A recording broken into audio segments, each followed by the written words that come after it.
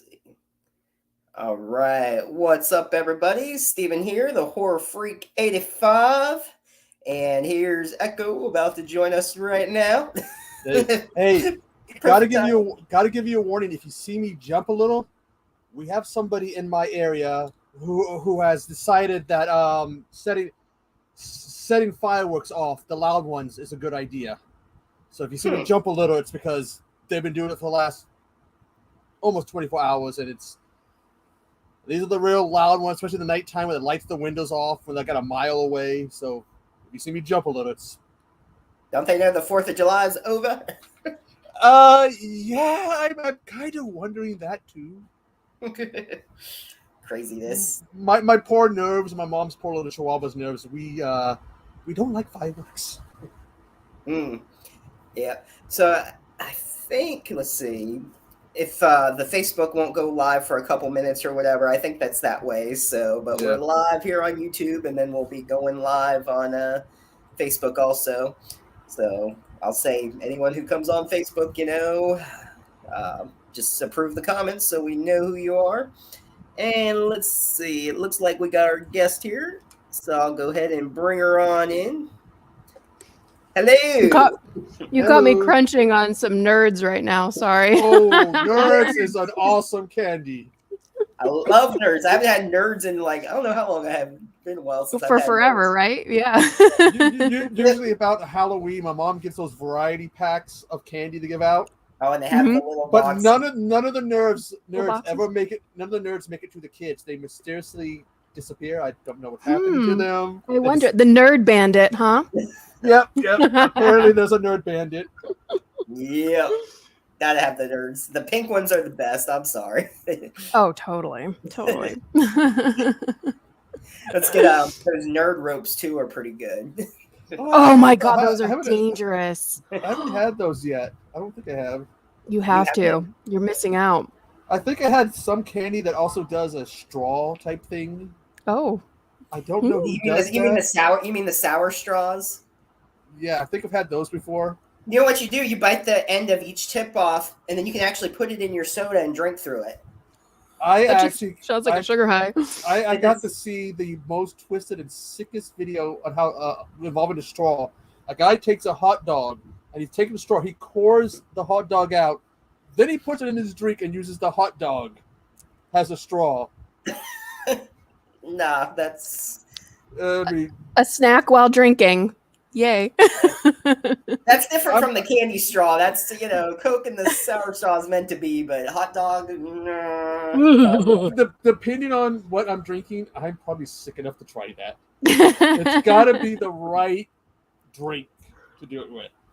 Well, it's kind of like at Wendy's. I can only do this at Wendy's, nowhere else.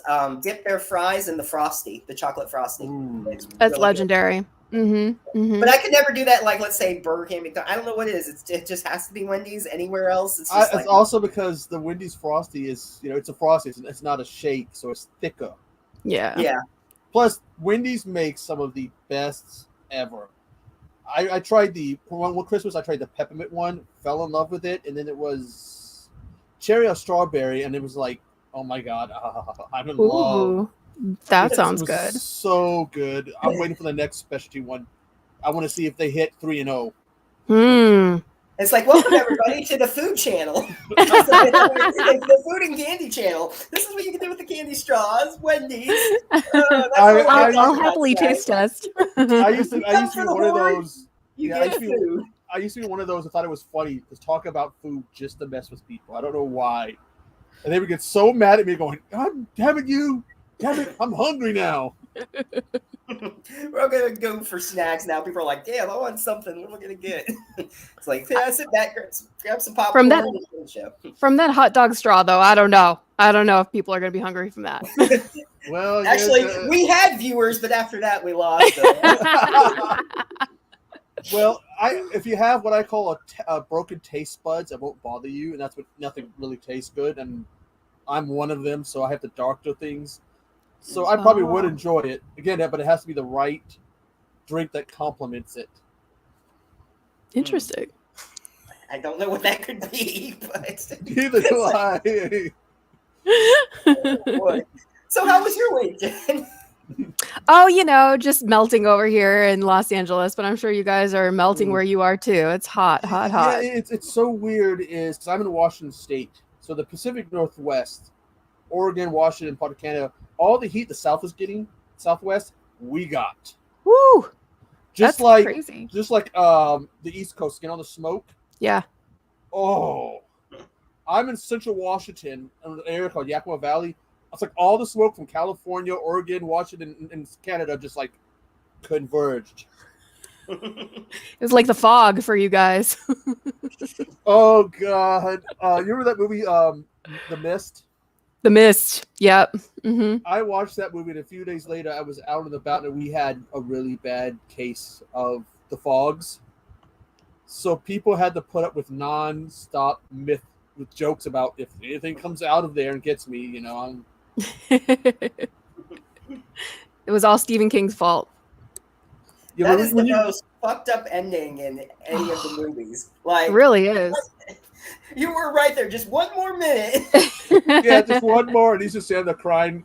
I've read the book of the story, and I'm just like trying to remember the ending. I think they find the wife or something that they got her, but definitely doesn't end like that in the book, like it does in the movie or the short story or whatever. A lot different. People have raged about that ending, though. Yeah, it was. What are you going to do? Rewrite it, I guess. It should have been a choose your own ending. Then you can flip back and be like, yeah, I'm done. Netflix was actually, I think it was Netflix was doing that during the pandemic. The choose your choice stuff. They did that with, what's that show called? Black Mirror. They had an episode where you could choose your own, and you keep going back. It's called Bander. I can't remember. I remember, but they also did that with wrestling, where they had the New Day goes and visit the Undertaker, and you choose what happens to the New Day. Oh, okay. That's a lot of work. I think one of them had someone serving the ending was serve the Undertaker sandwiches. The guy dressed in all black leather is being served little sandwiches. Okay, then. Oh, that's funny.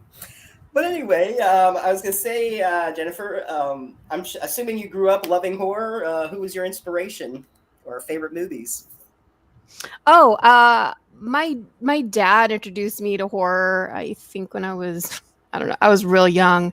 And my very first horror movie was The Gate, and it scared the daylights out of me. We had a garden in our backyard, and I swore those little creatures were coming out, and they were coming up to our slider door trying to get in, trying to get me. So that's where it all began. And that's a good one. Have you seen the sequel? I did. I saw it last summer, and yeah, it was to me, it wasn't the same. It didn't hold up. I was kind of like meh about it. I feel sorry for anybody that ended up with a hole in the backyard after seeing that movie. Yeah. Not going to be going near that hole. Never, ever. But I grew up in a small town called Danvers, which was right next to Salem, Massachusetts. So like Salem witch trials, horror, Halloween, haunts. That was always a part of my life. So that's kind of like my background when it comes to horror. Nice. So since you're from that area and everything, do you have like any favorite like stories or legends or witches that you read about? Oh man, that's a good question. Well, I did grow up in a haunted house until I was 6. Unfortunately, I don't really remember very much, but like my dad, he owned the house before he even got married to my mom, and he has like stories upon stories upon stories. Two different people have seen 2 different full body apparitions in that house. So I kind of loosely wrote my short film Demonic Attachment based off of Danvers and Salem witch trials and the haunted house and everything like that. And I contacted the town historian to give me any information that he could about the house that I grew up in. And there was very, very little information he could give me, but it kind of added up why we were seeing those two full body apparitions, a male and a female, because that's who pretty much owned the house. And they would only go a certain part into the house until they kind of like vanish or dispersed or whatever. And that's because there was an addition that was added onto the house. So they weren't a part of that when they were alive. At least that's what we think. I don't know. I'm not a paranormal person. I don't know. But they entered the new part. It's like a barrier where they can't leave. Yeah. Just like on that show Ghost. I don't know if you watched that, the comedy Ghost, where they do the bed and breakfast, and there's Trevor, the singer, and all them. They can't leave the property. They died on that they're property. stuck there. Yeah. Doesn't one of them have like an arrow or something in their head? Has it In his head. Yeah. Yep. That was funny. And then the one in the car, like she died in a car, and so she can't leave the car, and the guy's like a delivery guy, and the Indian dude like dated her a little bit, and he had to go out to the car because she couldn't leave the car. And they kept trying to get orders or a way to keep them there so they could be together. Very creative. So what other have you ever had any experience with the ghost or anything, or any paranormal experience while there, or just? I have not, that I like would consider it, being that specific. But for a while there, I kind of felt like my grandma was kind of trying to connect with me and send me certain messages from the other side. I had a picture of her next to my bed after she passed away, and I would kind of say, oh, grandma, if you're here, you like show me a sign or whatever. And then like the next morning I woke up and the picture frame was like blown over, and it was like all the other picture frames are fine, but that one was flipped over and on its front. So I kind of feel like little things like that, but nothing major. I haven't seen anything like super major. I got the misfortune of being haunted by one of my cats, who's a prankster. Oh. So one night I was on a stream and I heard this loud crash, like the floor under me was breaking, and nothing was there. It's him. He pushed my fan one time a couple inches, and I'm just like, God damn it! Really? I know it's him because every now and then you'll see this a white cat with black spots, and it's just like, please, my heart can't take it. Aww. It's like I miss him, I love him, but no more loud crashes and cracks, and it's just the sound. I know it's him. Yeah. Nice. So, okay, you have a Malvavia. Sorry, I got a speech impediment, so it's hard for me to announce some things. Yeah, no worries. Okay, now she's like kind of like horror host like. What are your thoughts on the old horror host? Not just Elvira, who's the coolest ever. Oh, I just throw it out there. I did not base Malvolia off of Elvira at all. I based Malvolia off of Vampira and Morticia Addams. And I did a ton of research, or as much research as I could, about Vampira, because she's the OG. She's dope. Yeah. She was funny, and she was dark, and she was passionate about the whole horror hosting thing. And mad props to her. I feel like she started the whole thing, and if it weren't for her, where else would we be? So there is a documentary I saw one time that list of all of them. I think it's talked about her, Svengali, both of them or whatever. But they never talked about Dr. Madblood, which was the one in Virginia with the bad purple gray afro wig. It would hard to watch his stuff because all you'd be staring at this really bad afro wig. You just be like, it's just head. I have to be honest with you, I'm a really terrible horror host. I don't really know a lot of the horror hosts that are out there. I purposely try not to watch other people's stuff so I do not get accused of stealing other people's information like I did one time. I totally support. I know a good handful of hosts, but I don't know all of them. So forgive me if you bring somebody up and I don't know. Oh, I miss seeing them. You see them a lot, but just unless there's a documentary or you see footage at a convention, you don't really see them. Yeah, well, Svengoli's still going. He's still going hardcore, and I know the Mummy and the Monkey. They're active on YouTube. I mean, there are tons of series you can watch on YouTube. So if you're into it, go there, search it, support them too, because they're the dopest people ever.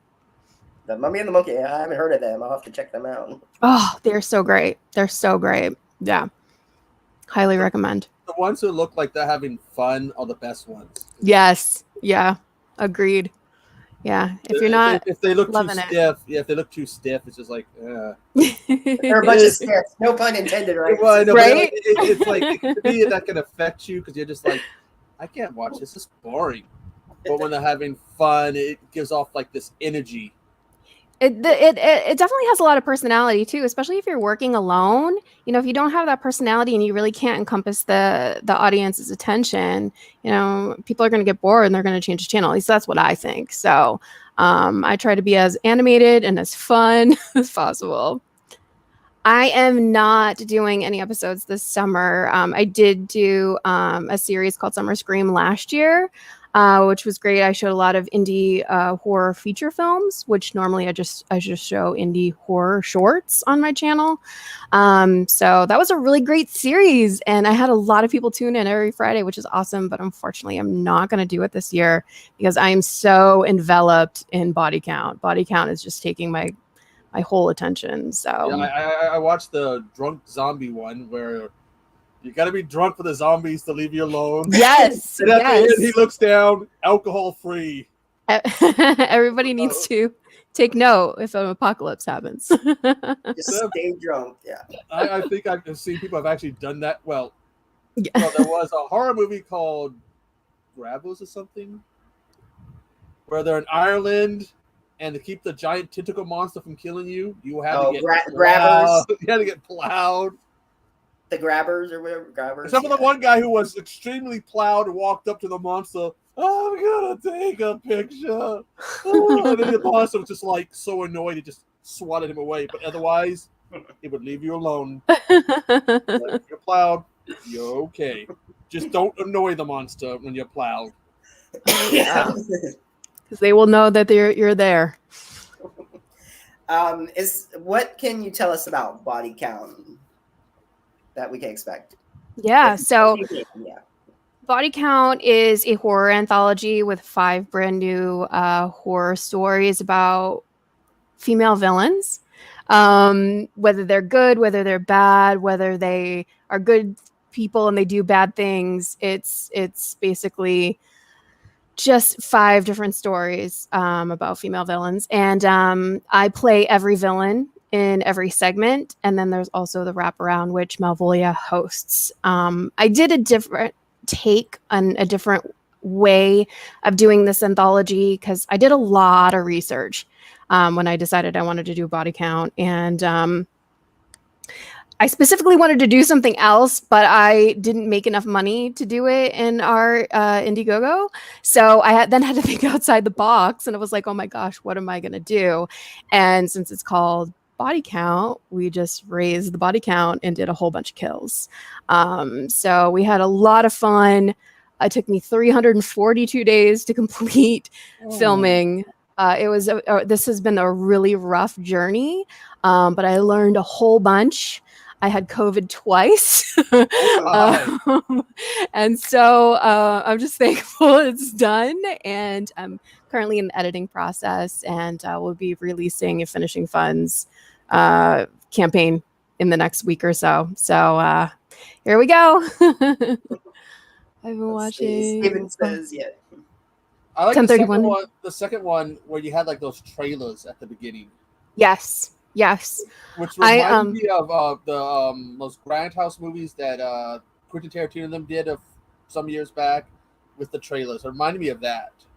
Yeah, unfortunately, 1031 is not my franchise. It's Rocky Gray's. So that was all him. So props to Rocky Gray, who was very creative and brought on a lot of really talented people to make all of that stuff. I just came in the beginning and the end. So easy job for me.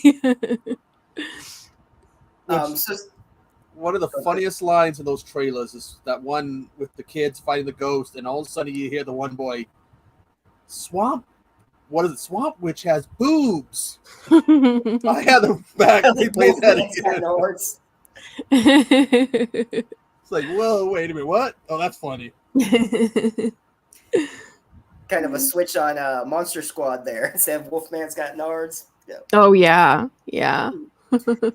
So since you've done both anthologies and feature films, do you prefer one over the other?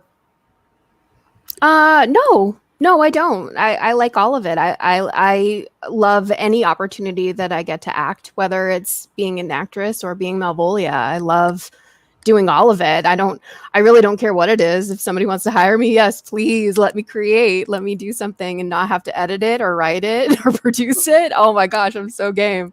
So if anybody's watching, please hire me. So someone decide, hire me. Yeah. Oh, someone was asking if you do conventions. Do I do conventions? So I am. I got an appearance manager about 3 weeks ago. And so far I will be at Days of the Dead Los Angeles at the end of August. And I will be at Creep by Yukon here in the Inland Empire in California at the end of September. And then October, I'm going to Cropsey CreepyCon. I believe that's October 22nd. So I have some days booked, and then hopefully future ones. We're really working on it. We're trying to get to Las Vegas and hit all the California ones. And then if I can find a sugar daddy, I will be hitting all the ones across the nation. Just remember, hey, Las Vegas, viva Las Vegas. Yeah, exactly. Yeah, what is that? I think October. I forget the exact date, but Scarefest is a good one. Scarefest. That's gonna be in Kentucky. Okay. Then there's Spookala. They've been doing it in Ocala. They're doing one in Tampa, which is kind of weird. They're calling it Spookala in Tampa, so I don't know how that's gonna do. But that's a good one. You could check out. Maybe I'll message promoter. So I've worked a few of them, or two of them. Oh yeah. So. No, I'm so lucky. My manager also is a horror blogger, and he's been a horror blogger for years. So he has a lot of. She meant sugar victim. No, I meant sugar daddy. I can get a sugar victim anywhere. But my manager, he has a lot of connections. But the problem is that I was not in a hit 80s horror film, so I'm not really wanted and desired yet. So we're just working on it. And then again, if I find my sugar daddy, not sugar victim, but sugar daddy that can pay for my flight to go to Florida and Tampa and Ocala, I am there. It's too bad you couldn't get on that recent update to God, I can't believe I want to talk about this movie, Sharknado, because they filmed some new stuff. You could have been in that, and that could have got you something at a convention. Exactly. I'd be in Comic-Con right now. Yeah. God, that movie did not age well. Still going though. Still going. Oh yeah, much to my just shock and awe. Oh Lord. I tried to watch that movie for the first time in years and just kind of sat there like, does anybody got a gun? Yeah. Oh, thank you, Steven. On film, of course. He really means real life, but he doesn't want to get me in trouble. No, I'm just kidding. Yeah. That's code, we gotta watch what we say. On film. So when was it that you created Malvolia? Oh, I created Malvolia. I think our first episode was released in 2017. So this year will be season 7. Still up in the air if I'm continuing on with the series. I originally, she was never supposed to be what she is. I was never supposed to do it this long. I was never supposed to be doing any of this, which is crazy. Because originally I wanted to make a feature, a found footage feature film based on a horror hostess. And then as I was writing it, I kind of went through a Blair Witch Project obsession, and I was like, I want to make her real. I want to make her out there. I would love to have a fan base before the film comes out. That would kind of make it maybe more popular, maybe I get more views. And so I started releasing the series with no plan on doing more than 6 episodes. Like, we had no idea what we were even really wanting to do. We were just kind of throwing things out there, and here we are. It just caught on with people and stuff. Yeah, what happened was I released a picture on January 1st of 2017, which is my favorite. It's like my hands are up and there's a green background with a curtain and stuff. And I just kind of like was going to throw it out there, and I was waiting for people to be like, oh, she's copying Elvira. She's a Elvira wannabe. Oh, look at her. She looks stupid. Like, I was expecting a lot of hate, and I didn't get that. I got a lot of excitement and a lot of praise. And I teamed up with a couple of horror bloggers that helped me release the picture and the idea. And it just kind of spread to the point where I was like, oh, I can't let her go. I can't let her die now. Like, we got to keep going with this. This is exciting. So, and it was really fun. And I've had great adventures. I've met a lot of great people. I've worked with really talented people. And so it's been a great journey. Who have you worked with that you didn't expect to work with, or anyone you might have been a fan of prior to working with them?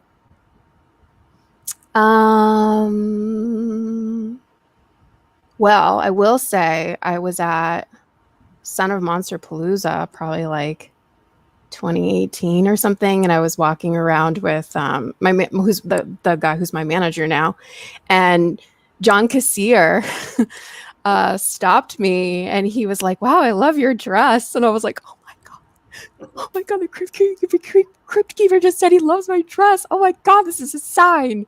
So that was a really cool experience for me.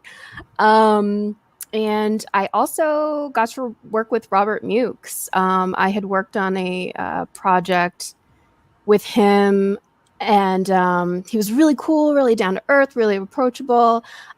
Just his stature alone is just breathtaking, and like, oh my god, he's got such power that immediately after working with him and just kind of having a vibe with him, I was like, I need to get him onto Malvolia series. Like, how can I do it? What can I do? And I wasn't planning on doing a Thanksgiving special that year, but I pitched it to him, not knowing like what he was going to say or what he was going to do. And he said yes. And I was like, oh no, I got to figure something out.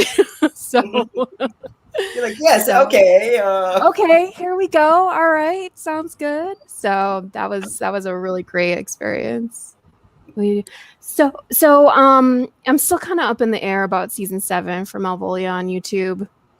I just I've been struggling with getting body count done, and creativity's been really hard for me.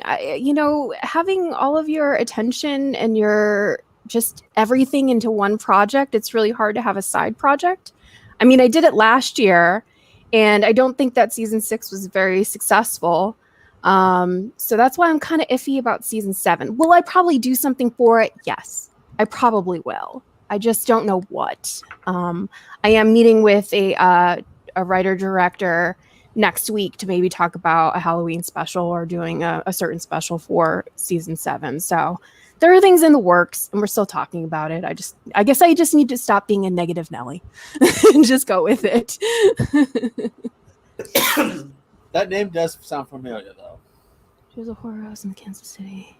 I am not, but I will. That's an awesome name, and I will. I'll research her. Seemed like every state had one or more of these. Oh yeah.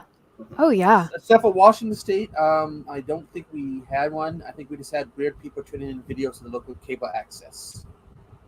I mean, that's counts, I guess. I mean, they're still weird people, so. Brienne, Sarah. Yes, absolutely, Stephen. For sure. Yeah, there's a state I need to drag myself down to one of these days. I haven't been there in 30 years, and I got family down there who haven't seen me in some of them in 30 years. I think that might be like, hi, nephew, I haven't seen you in 30 years. Wow, you look so different. Are we related? I haven't seen you. You seem so antisocial not coming down and saying hi to us for 30 years. I don't blame you. California is very expensive and kind of overrated, but to each their own. Last time I was there was 92, San Francisco. Clinton was running for office, I think. Oh, wow. And I had someone that would park outside my grandmother's house. You always knew the day would start because this person would park outside my grandmother's house and burn rubber. That's how you knew the day would start. Wow. Wake up to that. And probably the smell, too. That's awesome. I didn't really hear much of that. I heard like, or my internet was being wonky for a minute. Oh, burning rubber. That's lots to rerun there. Why does that? That sucks. Like all of a sudden, sometimes like the screens were going in and out. So yeah, little hiccup. It's StreamYard. So I don't know if it's the net. Sometimes I think it's StreamYard. There's multiple people have had like all these different problems, and they're talking going, I have this problem. Did you have this problem with StreamYard? I did. Oh, what? So it seems, I don't think it's net. I think it's StreamYard sometimes. I don't know. It's working fine now. It's been working fine, so I don't know why it did that all of a sudden. But anyway. Did discover there's a delay apparently between StreamYard and Twitch. That's good to know. Learn something every day. Probably mistakenly. See, there is actually a part 3 though. There is, yes, there is. Not on Tubi. You can because we did research. You can buy it on Scream Team Releasing. Yeah, it's because it's not even on Amazon. They don't even have it on Amazon or anything. So, I think it's also on Screambox. Maybe I know the first one is at least on Screambox. I know they were trying to get the other 2 on there, but. Yeah, I get it. It's been a while, but I usually get the Scream Team Releasing when they're autographed with the poster and stuff. I usually get those editions. So smart. Yeah, absolutely. I'm kind of behind on them now. It's been a while since I bought any, but I'll catch up eventually. But they got some good ones though. Scream Team Releasing, I like them. Oh yeah, I think they're a great distribution team. I think they're awesome. So I'm gonna have to see what's coming out new though. Depending. No, actually, I did order something. Actually, I lied. What is it called now? I can't remember the title. It's never mind. I'm not gonna go get it. But there was I was like, it'll come to you. There's 2 parts to it. There's it's kind of like a 80s theme, kind of like killer slasher, kind of like gosh, what's it called? I'll find it eventually, but whatever. Or you'll be like, oh, in 10 minutes, I know what it is. I actually got it. It's gonna bug me. I have this thing about anthology movies. I'm the only person I've ever come across has been like this. Nothing against anthologies, nothing against your anthologies. I could never get into them. It's torture to me to watch them. Oh yeah, but what is so torturous? Is it they don't capture my interest? The stories don't, or the wraparound, or all of it? The whole thing. The whole idea of it. Okay. I've tried, and it just kind of like it becomes a chore. Maybe someday I'll come across one. Okay, I did like was it Creepshow 2? Mm-hmm. With Creepshow, with the whole thing in the water. That's my favorite story out of it. And it was the first one, Stephen King. I like those, but otherwise, I don't really. I've tried, but I just can't get into them. What's the one with Debbie Harry? The witch one? Where they're like she's like play on Hansel and Gretel. Yeah. Like she's got the boy. Tales from the Dark Side. Tales from the Dark Side. Did you like Tales from the Dark Side? No. No. Okay. I like the Gargoyle one. That was a good story. The Gargoyle one is dope. I've tried, but they're just not my cup of tea. Gotcha. I'm an anthology nut. And it's kind of funny. Our guest next week, Volumes of Blood 1 and 2, he did anthologies. Well, I'll watch them. I watch Poor them. Echo. I watch them to do research. It's just sometimes when it comes to them, it takes me a while because I'll just be sitting there like, oh god. Understandable. Cruel Summer is the one that just came out. 1 and 2. It's hard to see, Cruel but Summer. And they're all signed by the cast. Yeah. I can't believe I can remember Cruel Summer. Like, how hard is that? Oh, it's a summer movie camp. Oh yeah, Cruel Summer. Isn't there a song or something called that? It's a cruel summer. Now they played that in what show did they play that in recently? There was a movie or show where they played Cruel Summer. It was something recent. Barbie? Oh, I don't know. But apparently, get this: someone made a post saying, "Don't take your children to see Barbie." Demonic. Now I have to go. Now I have to go see it. I wasn't planning on it, but what was it? Now I want to. It might outdo some movie called Dead Reckoning. Dead Reckoning? I don't know. Yeah. I didn't hear that. Someone was like, it might outdo it, and someone saying, "That's the world we live in. If Barbie can outdo a horror movie, well, it's Barbie. Barbie's always been popular, going way back.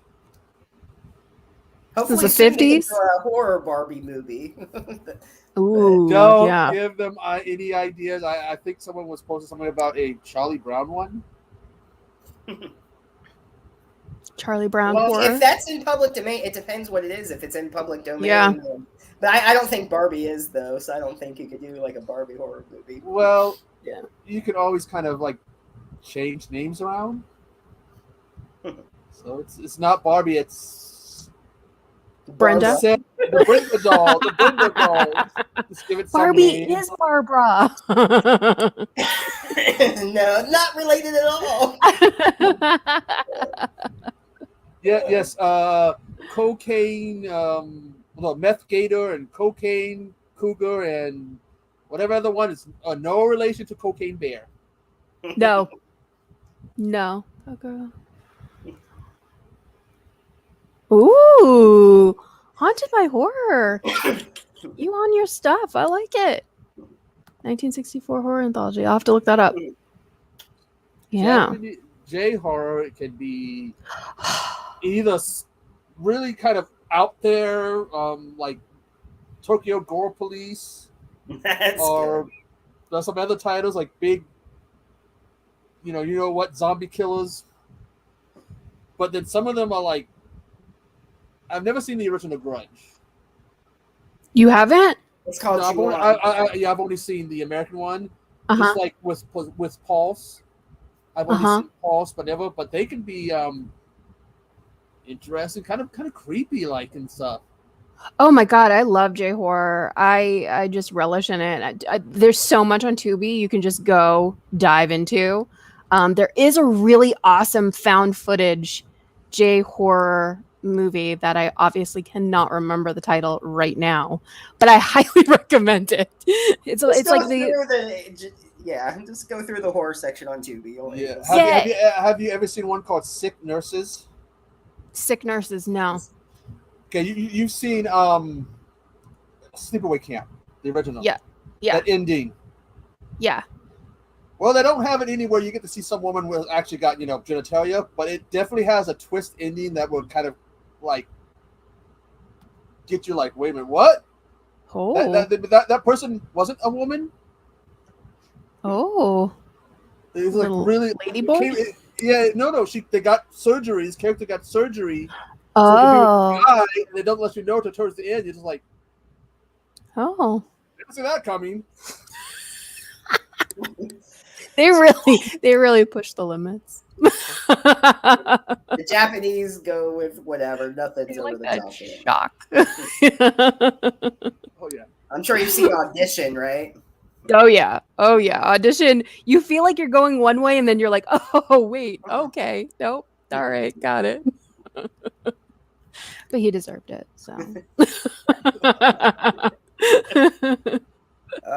It's like you deserve what you get. But I still need to see the Grudge Ring crossover. Oh my god, it's such a good time. It's a good time. I found it one time and now I can't find it again. It was on Shudder for a hot minute, but it hasn't been there for a little bit. Yeah. Maybe Tubi has it? I don't know. I think it might. I thought Tubi has like everything. Yeah, Tubi is awesome. Like next month I'm doing only Asian movies for reviews for next month. I decided to get the bright idea. What counts as Asian? And all of a sudden, there's like this long list. It's like, well, it needs even variety. There is a really, really good Asian. It's probably more of like a dark thriller than a horror movie, but it's called Confession. And normally, I can spot a twist a mile away. Like, I'm like, oh, I already know where they're going. I know how they're going to do this. This movie, they kept throwing things at me that I was like, no No way. No way. No way. Confession. It's on Tubi. It is subtitled, but it is so worth it. It is worth the journey. There was one I saw called it was like something about it was about curses or something. Devil, Art of the Devil. Art of the Devil. And like this woman was done wrong by this rich guy. So like she's cursed him. I think there's like a scene where like they're like family's trying to free him, and all of a sudden he just see him, he kills over, and he starts vomiting up like razor blades and stuff. Ooh. And it's like, I mean, like I didn't say there's no scorn like that of a woman. I'd say so. Truth. I will agree. What was the one? I'm sure you probably saw it, Jen. I can't think of the name right now, but it was like there was different death games. There was like a giant cat, and they had him running around as a mouse in the gym, and there was like some game where they couldn't move, and their heads would explode in the classroom, and there was like different games that were being played at all these schools. It was Asian. Yeah, it was a Japanese movie. I know exactly what you're talking about. I just can't remember the title. Because remember in the gym they were dressed up as mouse, and the giant cat was like after him, killing him in the gym, and their heads would blow up. And oh my god, I'm gonna have to go through the list, and yes, because I know exactly what you're talking about. I think I watched that like a couple months ago. It's not Battle Royale. It's not that. It's got another name. Gosh, that's the worst thing with me. I don't remember names or titles. I'm the worst. Is it more of a recent one? No, like 2000 or something. Yeah. Well, it has like that. I was thinking about that one they released, the thing where they made a game out of it too. Where like one of the scenes that every time the girl looked back, you could run, but if she looked back, you had to stop. Oh, the Squid Game you're talking. Squid Game. Yeah. Squid Game. Yeah. Red light, green light. Yeah, Battle Royale was. And what's so named from Hunger Games? I never heard of it. I did not copy them. Sure, whatever floats your boat. What? Denial? What? No. Lying? No. That's funny. Let's see. Yes, that's the one. God's Will. God's Will. Who told you that? No, as the gods will it. Haunted by Horror. Yeah. Haunted by Horror. My God. As the gods will it. That's friends. As the Gods Will. Cool. Okay. Yeah. I remember that movie. That might be on Tubi, I think. I think it is. I think that's where I watched it. Cats. Pat's asking if there's any cats in body count. Oh, no. To be honest with you, I'm very allergic to cats. I'm sorry. There's a lot of animals we've seen. Cats, dogs dressed up as rodents, sharks that have been, and horror movie, monsters. Is there any favorite animal you've seen in horror movies that you think make a good one that you like? I did just recently watch Alligator. That's a good movie. And who would have thought that Bryan Cranston and Kate Otto worked on that movie? Oh wow, no, not and some at all. of the scenes they needed somebody to be in that suit. That's painful. Oh wow! And Bryan got in and he was doing like the special effects, and he tells the story when they had to blow it up, and it wasn't enough guts or whatever, and he said, "I can do it." So it wasn't enough. He goes, everybody, all the filmmakers, everyone there, all the producers started looking at each other until they looked at him. Like they needed more, and he was like, so that was his big job, stuffing all the blood and guts, fake blood and guts into that thing when it blew up. Oh, that's awesome. That was his job. That's awesome. It's a good way. I didn't. Get your foot in the door. Absolutely. Blood and guts in the alligator that gets blown up. And epic story, as you can tell. Good morning. Morning Eve. You must be in the future. If you are, what are the lottery numbers? Oh yeah, what are the winning lottery numbers? Tell us. Please tell us. There was another alligator movie. It was foreign. It was a foreign flick. It was an alligator movie on Shudder that came out like during the pandemic. I really liked that one that too. was in the pool or whatever, the swimming Yes. pool one where Oh, maybe it was called The Pool. Wasn't it called The Pool? It's called The Pool or something. Yeah. Yeah, I really enjoyed that one. So I guess I'm a fan of alligators. There's a new one coming out. I don't know if it's alligators or crocodiles. Called, I think it's The Flood. Ooh. When they are like this prison, and then like, it's this bad storm, it starts flooding, and guess what gets in? With all the prisoners and the cops, they are now going to team up so they don't end up as kibbles and bits. That's a tough job. Because we all know they're going to win. Yeah. What's the I guess you've seen, what is it, Blackwater? I'm sure you've seen that. That based on a true story one. Yeah. Yeah, I've seen Blackwater. There was a couple. There was the one in Australia. I think that was Blackwater. And then there was one that takes place in Africa that's based on a real life alligator that they were trying to catch that was killing people. I think it said they believe it died eventually. Yeah, I think it was Prime Evil or whatever. That's what it was based on, or the movie. It got big because it wasn't just eating animals; it was found something else it liked. Yeah, the villagers and stuff. Yeah. I was like, human? I guess we're tasty. It had like the alligator or whatever. They gave it a German name, I think. The alligator. In Australia? No, the one that's in Africa. Oh, the one that's in Africa. They gave a German name? Yeah, for the alligators, crocodile, whatever it was. It really did exist. Huh. And they said you could, in real life, it had a lot of scars on it from everybody that tried to capture this thing and take it out. So you can see all these scars over the decades. Interesting. Oh, man. And Mike Ferguson. Oh, dear Lord. I've seen him in like a few movies now. And I've decided he's scary. Oh, he's terrifying. Every time I see him, and we were interviewing somebody who worked with him, and it's like, he's scary.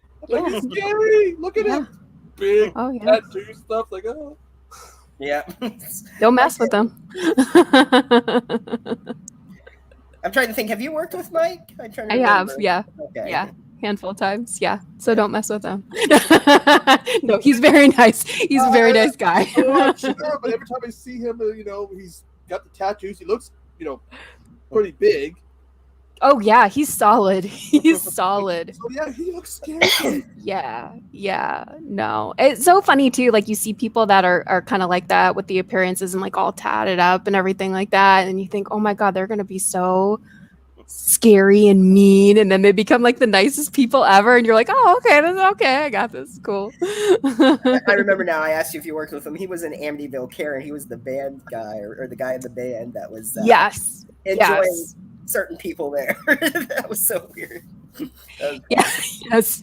And I was a witness that day during filming. I was like, what is going on? I don't know what's happening right now. This is not what I read in the script. Good old Amityville. We started with one movie and now we're 3,000, 4,000 movies in. Well, hey, we were nominated for a Fangoria Award, so I think that's still pretty cool. Yeah. Even though I was brought on like very last minute for that project anyway, too. Wasn't there an Amityville category or something? There was. An Amityville category, yep. Yeah. I think they did it as like funny because it's funny. There's like Amityville. I'm sorry, my favorite Amityville movie? Amityville Christmas Vacation. Amityville Christmas Vacation that exists? I didn't even know that. I knew Amityville in Space, Amityville Thanksgiving. That's the one that went on Shudder. That's the one that won? Oh my god. It's Steve Rudensky who does Carousel. Yeah, that was he gets the girl. Yes, she's brought back to life. He's got a girlfriend. Here comes Santa. Oh, we gotta get ready for him. No. And then that's the movie that proved how much of a geek I am. Santa does this Dragon Ball thing, instant transmission. He goes like that, and I'm watching it. The first thing I scream out, instant transmission. Oh, did I just say that? Did I just show how much of a geek I am? It's a funny movie. It's worth watching. It's so funny. Out there. Yeah. Yep, Duke for president. Yeah, I can't wait to see Carousel 3. That's going to be funny when that comes out.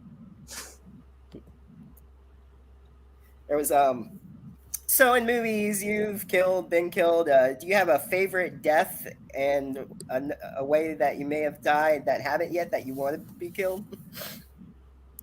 Dang, that's a good question. I mean, I'm up for anything. I feel like I've always been killed like classic ways. If I could be killed like sawed in half, I mean, we'll go Terrifier route. Terrifier route. Yeah, I'm like, somebody bring it on. I'm down for that. That scene in the second one where he's skinned that girl and he's picking the pieces of meat off her. Which was made even worse when the mother's standing there and all of a sudden you hear this, Mommy. I just went, oh, that would be a hell of a death scene. Except to get that home. How did she live all that? I mean, like, slash, pin. There's like... No way. Where there's a will to live, there's a way, I guess. I wonder who came up with the idea. Let's have what St. Mommy really look like. Mom, no legs, all big noses. So that's just one of those things you see the eyes kind of go wide. You're like, holy shit. Yeah, the third one's gonna be awesome. I can't wait for the third one to come out. I mean, I keep wondering how they're gonna top that death. Like, I mean, they topped the first one with that bedroom scene. Now, what's gonna top the bedroom scene? That's what I wanted to know. How are they gonna keep that movie from getting an X rating? Almost, yeah. That last one was pretty gory. Yep. I still got to be careful going into Best Buy because I might have talked some girl who works there into seeing it, and if she didn't like it and she remembers me, oh, my day's ruined. So how much tax am I adding to your pay? Straight down. Who wants to die like that? Zoinks. I do. Bring it. If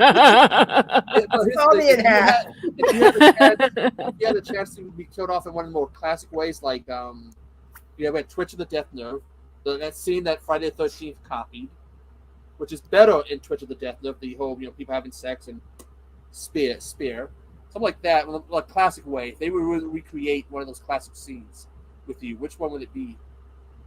Oh man, there's a lot of good ones there. There are a lot of good ones. Which, by the way, they do it better than Twitch of the Death Nerve because if you watch it after they're dead, the guy's still moving as if he's making love to her. I don't know. That's a good question. Are you talking about Hatchet when he was having sex with her, took the head off? And if you watch Twitch of the Death Nerve, watch that scene. Watch how the Blake's moving. He's still moving, and they're both dead. He moves a little bit, for a few seconds, Oh, maybe he's not supposed to move. Is that why? It's like say a chicken gets his head cut off and runs off. Oh, a little twitch. Yeah, it's still the muscles are still moving. Yeah, you don't know who I am. I've got some dementedness in here. Leave it to the people, the non-American ones, to come up with some pretty interesting scenes.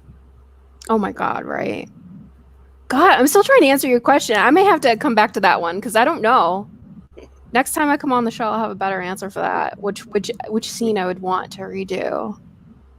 Oh, here's what was better. What classic actor, no longer with us, would you like to do a scene with? That's no longer with us? Yes. That you were a fan of, that you would have liked to have worked with. Not just Vampira. Right.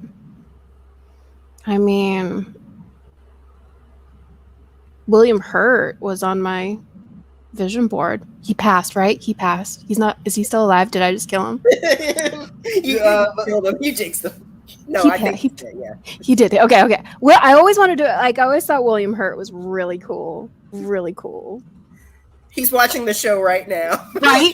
He's like, oh, Jen just killed me. I gotta get to my publicist or retract that. One of those 8 deaths. No, yeah, he died last year.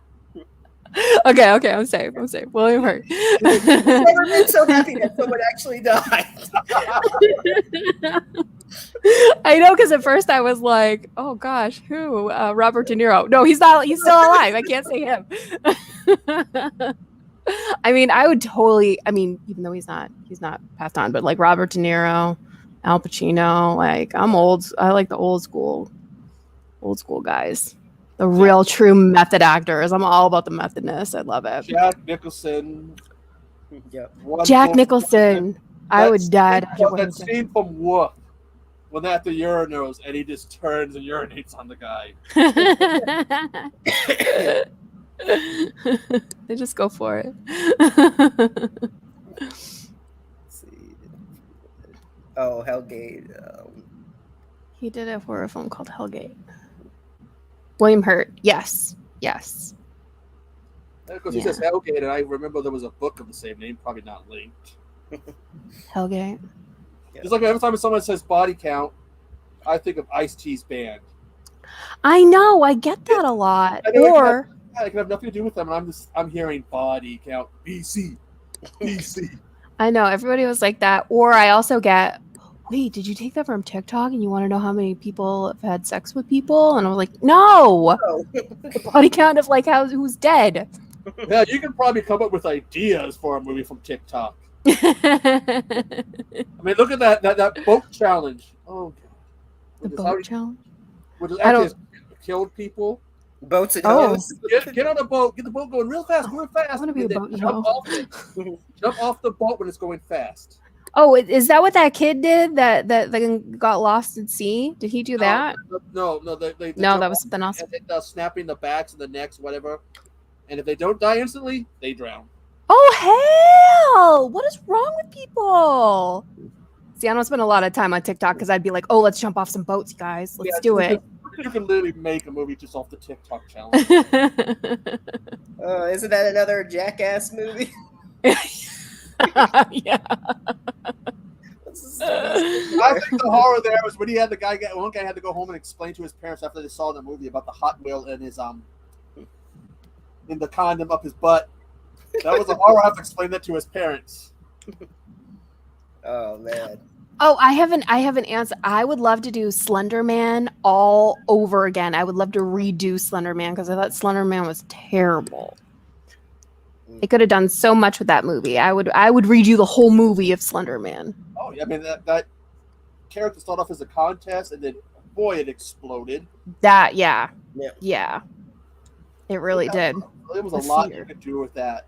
Yeah, and they didn't do anything with it. So I would redo Slender Man. You get a good idea and then drop the ball. Yeah. True. So you did a movie, Rational Fear. What's something you're afraid of? I think I identify with my character so much. But in all honesty, I have a fear. Maybe I shouldn't say these things on the internet, but I have a fear of being on planes. I've gotten over it, but when I was in college, I was on a plane that had to make an emergency landing. And I was okay at first, because I saw the flight attendant giving out the drinks, and then she got paged, so she had to go on the little phone thing.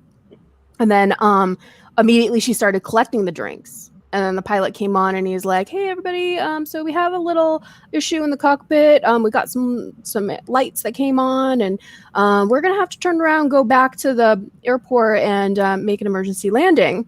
And I was kind of like, and I was kind of like, oh, okay. So I'm looking around and everybody seems quiet except the woman then in front of me goes, "My kids!" And she starts freaking out. She takes out a picture of her children. She's like, "Oh my God, I'm never going to see them again." And so then I'm like, should I be panicking? I mean, everybody else seems really calm, but this lady, what's going on? And the flight attendant came over and comforted her and all this kind of stuff.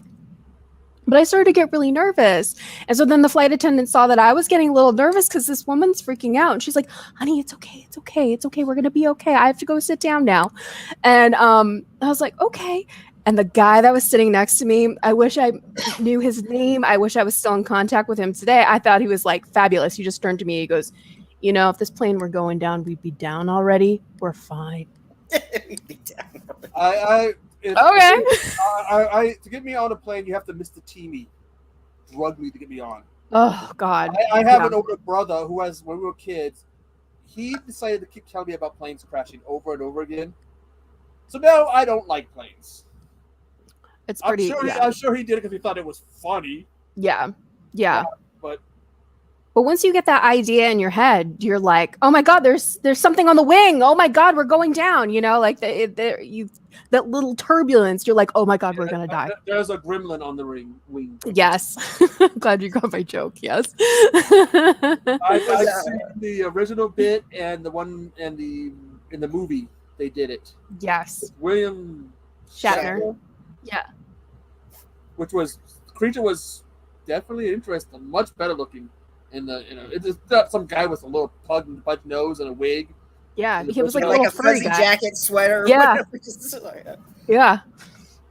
It was Ron White from the Blue Collar Comedy Tour. He was singing his playing, and he was drinking, and he's like, the guy next to me was freaking out. Apparently, he had something to live for. He's like, One of the it's so funny. One of the scariest plane stories I've ever heard was there was these wrestlers, and one of them was on drugs and alcohol, and they heard this bang. He opened the door of the airplane when they were in air. I know what you're talking about. Yeah, and he's like, "It's all beautiful." Mad Dog for Sean, I think was his name. It's all beautiful. The pilot's like, "Can you go get him?" Just get him. Just close the door. when they land, the cops wouldn't even go. He was running off on the field, and the cops wouldn't go and do nothing. Yeah, drugs make you feel invincible. Not that I would know. I don't know. I can't afford them, but you know.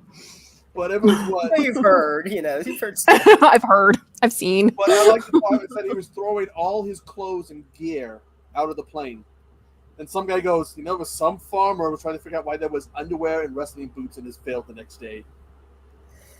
It was fun at first, but then you realize it's in your like. I was totally thinking that when I was on the plane coming back from visiting my parents, I was like, "Oh my God, this thing is so heavy.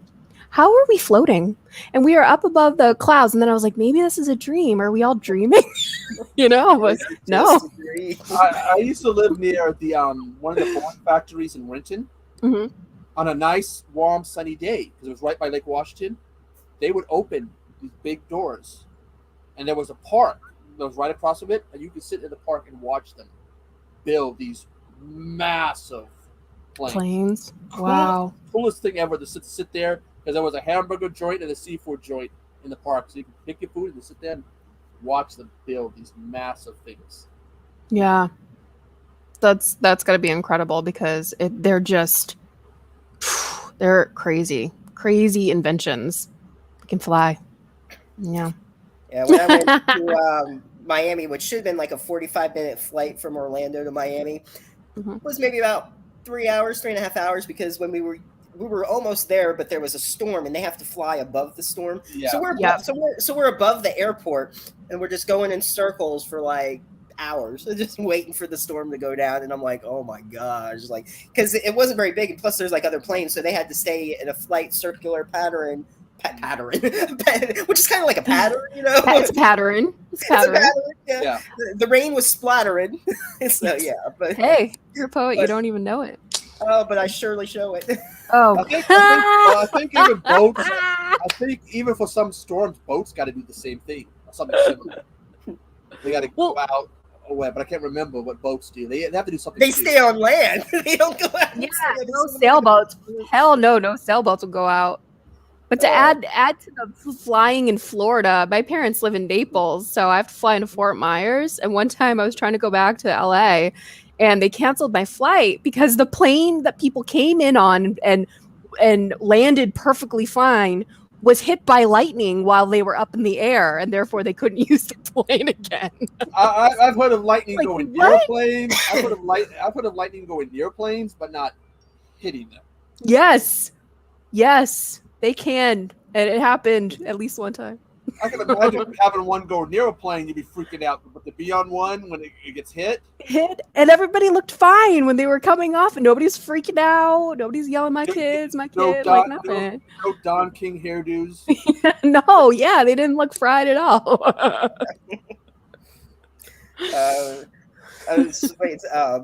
Someone was saying about Final Destination. I'm like, just wait to get on one of these planes, and then tonight's in-flight movie, Final Destination. That would be kids watching that on the plane. But that's kind of like an oxymoron, so you'll survive. You'll be fine. When I was flying on Southwest one time, I forget if it was when I went to a convention in California, I think, or I forget which one it was. But the guy goes, you know how they do their routine, emergency exits, blah, blah, blah. He goes, well, in case of an emergency, the air mask will come on. If you have small children with you, or small child with you, put it over your child first. If you have two children, pick the one with the most potential. That's funny. That's funny. Yeah. Would you do an airplane horror movie?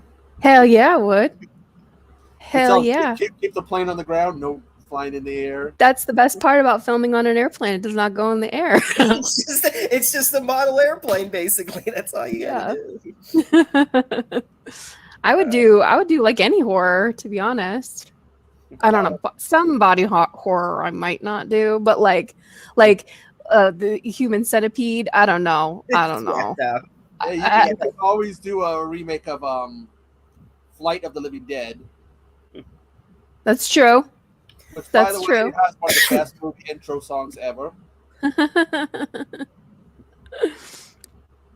Just no snakes on a plane. No snakes on a plane.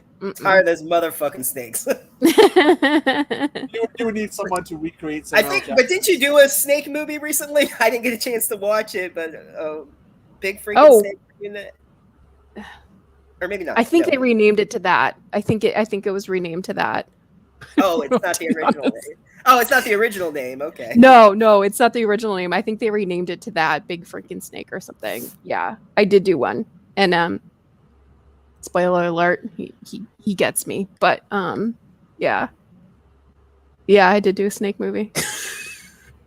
It's so fun. Sometimes, like, because I work consistently with Dustin Ferguson, and it's just always like movie after movie after movie after movie. And so a lot of times I can't remember the ones that I have done with him because there's just been so many, and the plots are just so out there. And I didn't hear any of that. Unfortunately, my StreamYard messed up again. I think the plots that are out there, the movies that kind of go out there, are really fun to watch. Mm-hmm. Like I've been watching all these bad shark movies, bad CGI shark, and Sharknado, and Cocaine Shark, Sharkula, all these bad ones. And then I sat back and I watched Shark Attack 2 and Shark Attack, which came out before the Insane Shark movies. Uh-huh. And it was so foreign to me to watch a shark movie that wasn't insane. It's like, yeah. When's the strange bit gonna happen? Yeah, you have to have something that's like totally out there for it to make sense. And that was '99 when Shark Attack came out. Same year as back they were months apart from Deep Blue Sea. Deep Blue Sea, yeah. But now, like, if you watch any movie that's got like an insane animal thing, and then you watch one that doesn't, it's so weird. You get so used to the insane stuff. Yeah, or you expect it, or that's what you want. You're right. I was in a movie called Big Freaking Snake. I didn't know it, but yeah. Yeah, it wasn't originally titled that. I can't remember what it was. You would think snake movies would scare me because I have a phobia of snakes. Don't know why. They just scare the crap. Hey, put me in the Olympics, put a snake in front of me, I'll win the gold every time. In front of you? You mean behind you? All you gotta do is put it with a loud little boy screaming that's gonna ear-shattering, glass-shattering scream that's gonna come out of me when I run. But yet the movies don't scare me. I don't know why. Maybe I haven't found the right one. But you will. You will. Yes. You will find it. Oh, and I'm sure the whole world will know because I hear a loud, high-pitched scream when I do. Ugh. I was also in a shark movie too, but I can't remember the title of it. I was looking it up, but I can't find it. The best. Anyway. So, Hobbs has a question. What are your thoughts on Dustin Ferguson films, his style of movies, and what does he like to work with?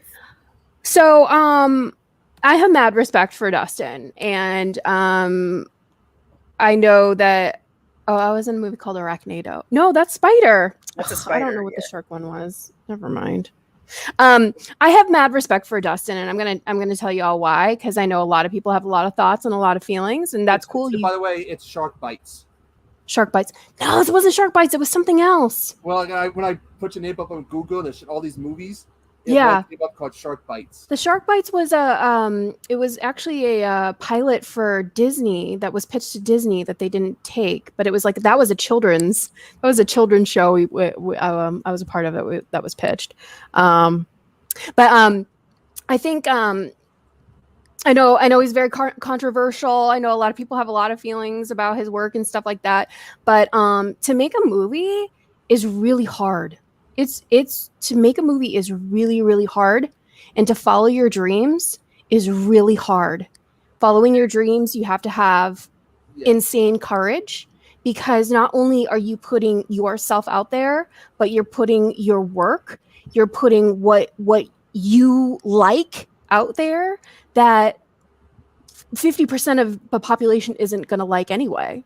And everybody loves to sit behind their computer screens and dish out a lot of hate, when making a movie and doing what you love and what you're passionate about is really freaking hard. And so I have mad respect for Dustin, because he is still doing what he's doing after the constant harassment and hate that he gets. Okay, it's Apex Predator. But Predator. He at one time I saw was listed the remake of one of my favorite bad movie of all time, Attack of the Killer Tomatoes.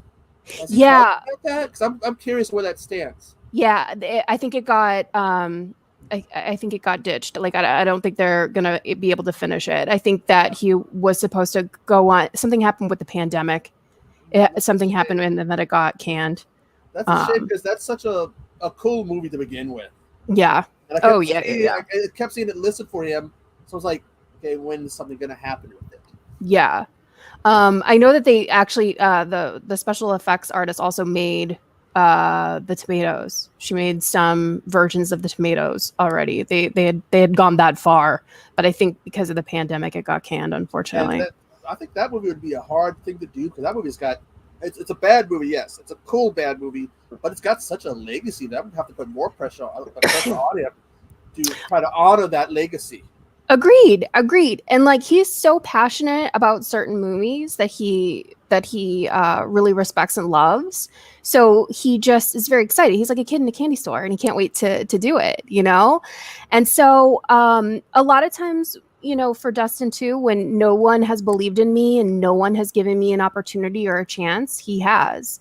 But I know what I'm getting myself into, and I know what kind of movies we are making. We're not making, you know, a Schindler's List. We're making like Harold and Kumar, like maybe not to that thing, but like, you know, funny movies, not serious. And people take a lot of what he does like, oh, like why Oscar winning? This doesn't compare. It's just stupid, silly fun that we're having, you know. We can an independent movie be an Oscar winning. Wow. I mean, it could. You never know. Hell, Are the movies we're making? No, but it'll be on the next Chainsaw Awards. Anyway, now some independent people are able to do movies with members of the Screen Actors Guild. Yes, they have permission. I saw that thing about A24. They said there's like 39 movies already done. Yep. And they got permission. Yep. You didn't see what they were.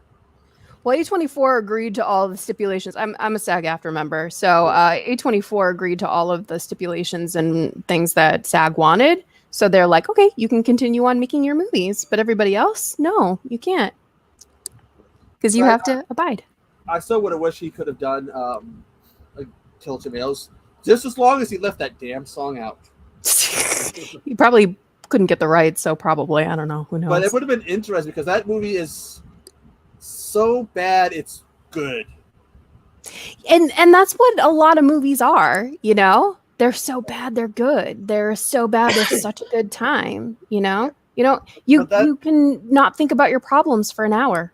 That's like the one when I come to bad movies that are good. That's my standard. That's the one they have to meet in order to be so bad they're good. That's The tomatoes. That's the bar. All Not even the second movie lives up to that one. George Clooney couldn't save it. He was great as Batman. No, I'm just kidding. Wait, what? Just kidding. So I hope that answered the question. Yeah, Hobbs. I think they're going to be doing. They got 2 movies. One's going to have Danielle Harris or somebody in it. No, who was it? They had 2 movies that was set among the 39. Well, something, I forget the exact name. Natty. It's something weird, but it's got Bill Moseley and Danielle Harris. I don't know if that's the 24. Because I think they were saying among the 39 that Screen Actors were going to be okay. 2 were A24. If I read the article right? 2 were A24. And how are you gonna market body count? Distribution's gonna do that. Yeah, see, I'm big on that because I directed the movie called Ratchet and Clank. Big fan of the video game. Really, no marketing other than a few occasional videos on YouTube that would, ads before your thing. She Comes from the Woods. I saw it in the theater. No one heard about it, apparently, but me, because no ads. So I'm kind of somebody who kind of like really promote it, advertise it. Because if you don't, how else are we going to hear about it? Yeah. Not just word of mouth. I mean, I'm ridiculous about promoting stuff. I love to share everything that I'm doing and what I'm doing and stuff, but this will go to distribution, so I really hope that they also help with that. Which the distribution company that I do want to go through is very good at promoting indie horror. That way you can miss something that's good. Ratchet and Clank wasn't good. But She Comes from the Woods was good. Because I like, to hear about stuff. So I don't end up missing something that's, and to find out later, was good and I missed out on it. And that's the thing too, word of mouth, like I think that was the power of Terrifier. Yeah. I think the power of Terrifier was word of mouth. Everybody shared it, talked about it, said what they felt about it, whether it was good, whether it was bad. And that's where they got their power from. So yeah, I mean, there's so many ways. As an old wrestling fan, that's how we used to do it in the 90s, word of mouth. Yeah.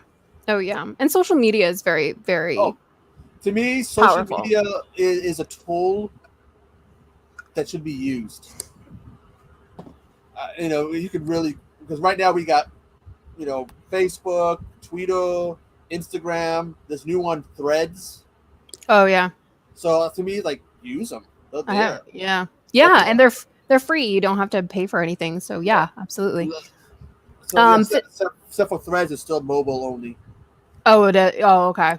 It will help get your stuff out there. Yeah. And people will share and all that kind of stuff. So that's good. Physical media release. Distribution will probably do that for reviews. But I'm doing something for the Finishing Funds Indiegogo. So watch out for that. But yeah, I mean, scenes will be released. I have an idea of like a trailer that I'll be doing and stuff like that too. There's a number of us here we have a video store in Seattle called Scarecrow, and they have this thing, Viva Physical Media. That's pretty much a number of us. We love physical media. Nothing against digital, but we kind of, we want to touch them, feel them, and own a physical copy. Totally. So totally. Kind of, that was a huge revelation to me. Like, I didn't realize that people still wanted physical media until I started going to conventions and stuff and seeing like what people were buying, and that's what they were buying. And I'm like, really? They don't want digital? I went into Best Buy and they got rid of 75% of the movies. Yeah. And I remember buying one and talking to the guy. And he goes, "It's corporate's call. They know people are unhappy, but it's their call." And that's the thing. If people are unhappy, then that's a huge sign for you. So bring it back. But corporate, what they say goes. We like it. We like the physical. Yeah, I know. I know people like the physical. So, I mean, there will be physical stuff for body count for sure. If that was, I guess I didn't answer the question right. So yes. DVDs. I'm a little tired of going to Walmart and seeing hardly anything there, or Best Buy. it makes there's a thing called the hunt. That's what I call it, and that's basically hunting down all this physical media.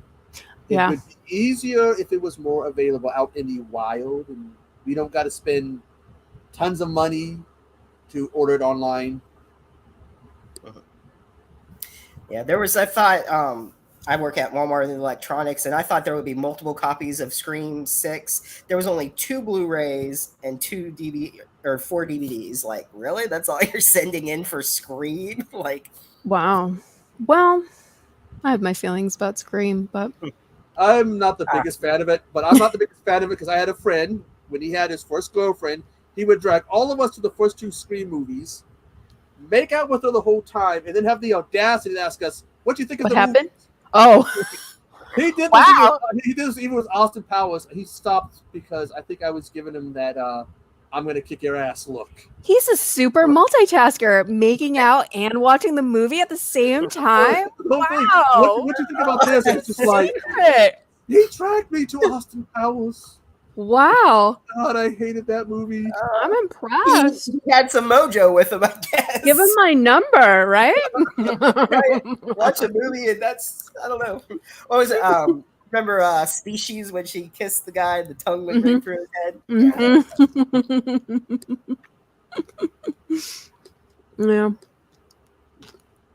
Hey, Rob. Hey, Final Rob is making a comeback. Give VHS a while. It should, yep. Final, by the way, coolest media ever.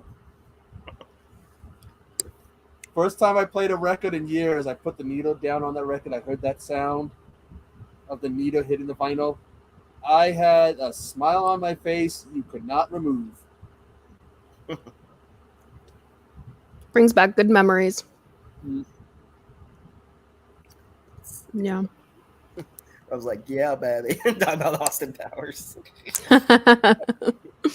Name Austin Danger Powers. Sorry, Dana Carvey was and still is funnier than Mike. Ooh. Yeah, Master of Disguise is funny. I will always be if you go with Dana Carvey and Mike Miles, I will always be Team Dana. Ooh. I'm sorry, I found them to be funnier. The hockey gloves are off. How about you, Mike or Dana? I was like, I don't have an opinion. I was just being. I used to watch I watched a lot of the old Saturday Night Live from the '90s back in the day. And I like when you did Church Lady. He's talking about Santa. He goes, move the S here. What's that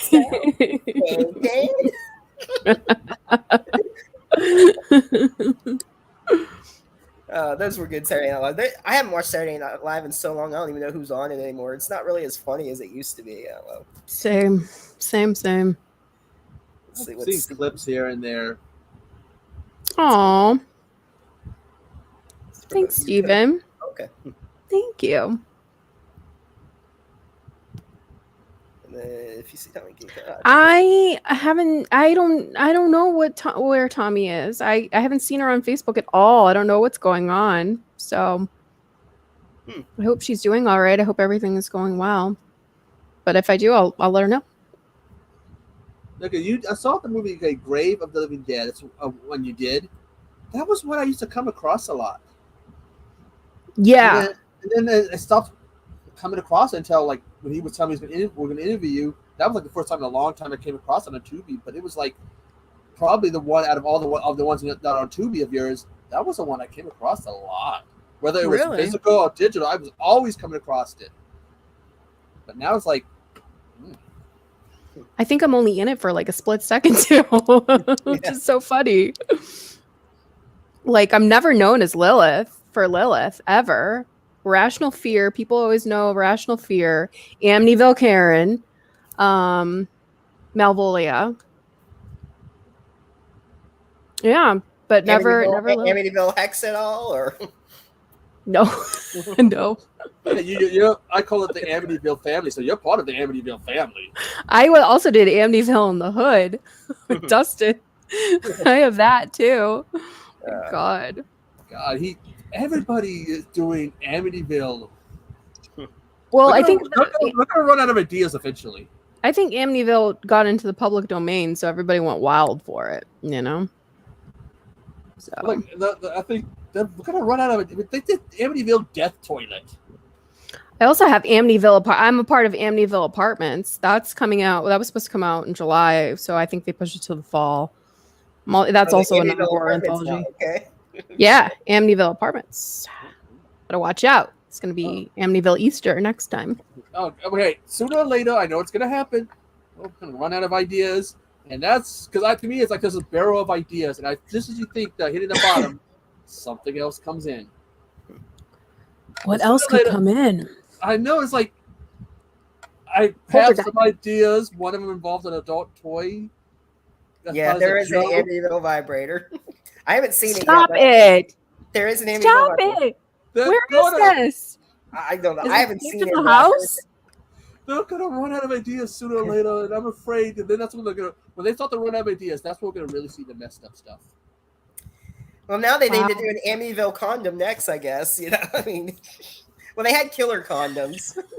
Did you ever see the killer condoms? Trauma. I didn't see the killer condoms, though. Yeah, I believe it's a trauma. Why am I not surprised? When I was a teenager, I was all into like the underage drinking and smoking pot. I realized real quick, never watch a trauma movie intoxicated or high. Amityville alcohol. There we go. Oh well, they kind of did that. Be sober, because if you're not sober during a trauma movie, God, you're gonna really have a worse hangover. Freak out. Because Paranoia. I tell people that I was like naming the titles one time: Teenage Cat Girls in Heat. That was a weird one. And people look at you and go, "Is that a porn movie?" No. I've never seen that one. Clearly, I was sheltered as a child. Amityville just really. I mean, how many have? Okay, between you and Dustin, how many of these Amityvilles have you guys done? Between me and Dustin? Yeah. I think Dustin's only done Amityville in the Hood. I've done Amityville in the Hood, Amityville Karen, and Amityville Apartments. Apartments. I don't know. It's one of the two. They'll probably change the title too. You know, probably. Like, I was in this movie. Right? I'm like, what movie is this? Which one is it? Well, that's the whole thing with Cocaine Shark. It was originally called Narco Shark, and someone showed the poster of Mark Clooney, and it was like, "Is this your movie?" He's like, "That's not my movie." He's like, "You might want to take a closer look on this movie." Oh my god! It's right because Kyle uploaded that vlog, and they kept calling it. There was funny thing about that movie, Cocaine Shark, is they actually had an incident prior to that movie getting announced where they found a barrel of drugs floated in the water. And I'm sure the drug dealers weren't too happy of losing the drugs, but the big joke was coming soon, because this was right after Cocaine Bear. Coming soon, Cocaine Shark. And what happens? It gets announced. Hell yeah. They're jumping on the bandwagon. Because you had Cocaine Bear, Cocaine Shark, Attack on the Meth Gator, Cocaine Cougar. I'm sure Cocaine Crabs from Outer Space. Cocaine Crabs from Outer Space, yeah. Oh, Crackoon. Yeah. Oh my god. They're promoting drugs. Nancy Reagan would be very upset because she said just say no. So Mr. Mackey from South Park. Drugs are bad. Okay. Drugs are bad. They're bad. Okay. Everybody, was jumping on that whole cocaine drug animal thing. Yeah. So wrong. Poor animals. That's like animal abuse. And people could give Dustin, hey, did cocaine crap. Watch the trailer for Cocaine Crabs from Outer Space. Steven showed me that, and I'm just like, that's a thing? Cocaine Crabs from Outer Space, yeah. And he showed me the trailer, and it's like, oh dear Lord. No wonder Quentin Tarantino was like, I'm leaving the cinema. It's not how it used to be. Because it's not. We have movies like this. You know those bad-looking fake plastic crabs? Yeah. That's what they use. No. And that's like people being attacked by these things and like being thrown at them. I'll take a CGI cougar over A plastic crab. shark, plastic God. kid's toy any day. I'll send you the trailer later, Jen. Excellent. I'll be waiting. I can't wait. What's wrong with people? Like, why did you send this to me? Yeah, I just, some of these movies they come up with, you see these trailers and you wonder if they're real. You ever heard of a movie called The Fat Man? No. It's familiar. Mel Gibson playing Santa. Okay, no. And he's not fat at all, and he's going around killing when the elves get attacked, he's got to go around fighting and killing people. I saw the trailer. I thought it was a joke. But it's for real? I was in Walmart, and they had to hear me scream out, "This is fucking real!" The Fat Man. All right. Oh, the shark hand puppet? Yeah, shark doll? A doll shark? There's another one that gets done really. Shark movies. Really Shark movies. Done. Some of them is like at some point they went downhill. And I'm not blaming Sharknado. What are you blaming? Because I think they were going down before Sharknado. It's just they went downhill at some point, and you were getting Noah Shark, Sharknado, Cocaine Shark, Ghost Shark. There's a zombie shark out there. They get worse and worse. I watched one. There's like these phantom ghost sharks in the snow, and to beat them, you got to take the magic sword and put it back in its spot. And some woman randomly comes across this sword that's on the ground, and she randomly, it's supposed to put it in. She puts it back in place, and they'll beat. I know there's like avalanche sharks and snow. That's sharks. the one. That's the one. Avalanche shark. Oh, okay. The woman randomly comes across the sword on the ground. Oh, let me put this back in the little shrine, and the sharks are gone like that. And Rob, they are bringing Sharknado back. Hand puppet. Because they are the 10-year anniversary. I was like, nope. The 10-year anniversary of Sharknado, I believe, is coming up, and at what's that comic book convention, Comic-Con or whatever? Comic-Con. It's happening right now. Yeah. They are going to be having a special thing about that. If you go there, whatever, you can get a digital code to get the Sharknado remastered, new scenes, new effects. The Star Wars of shark movies. Don't walk, run for all of this stuff. But calling it the Star Wars of shark movies. I want to see it now. Just because I do not like that movie. Not the worst shark movie, that goes to Jersey Shore Shark Attack. But I want to see that just to trash it. Because I watched Jersey Shore Shark Attack. You remember the Jersey Shore craze? Oh, yeah. I was a fan for a hot minute. Well, right. That ended about 2012, 2013. Yeah. They released a movie called Jersey Shore Shark Attack right as it was ending. They act like they did in the show. Just like they did in the show, but they're fighting sharks. It's not the same cast. Vinny's in it. As a reporter. Wow. And one of the guys from NSYNC, Joey. Fatone. I feel like I've done my career all wrong. I should have been doing this stuff. Joey, according to it, Joey's dead. He got ate by a shark. R.I.P. Oh, no. That's the shark. And they go, how do you know this is the shark that kills him? Puts his hand in the shark and pulls out a mic. Oh, my God. I got to see this now. It is on Tubi. Everything's on Tubi. Yeah, everything is. If you type in shark on Tubi, I think there was like 40. I forget how many movies there was of shark movies. Oh my God! I typed it in and. Yeah. So, I'm cursed to watch the bad movies. Not all of them. Did you watch Trailer Park Sharks yet?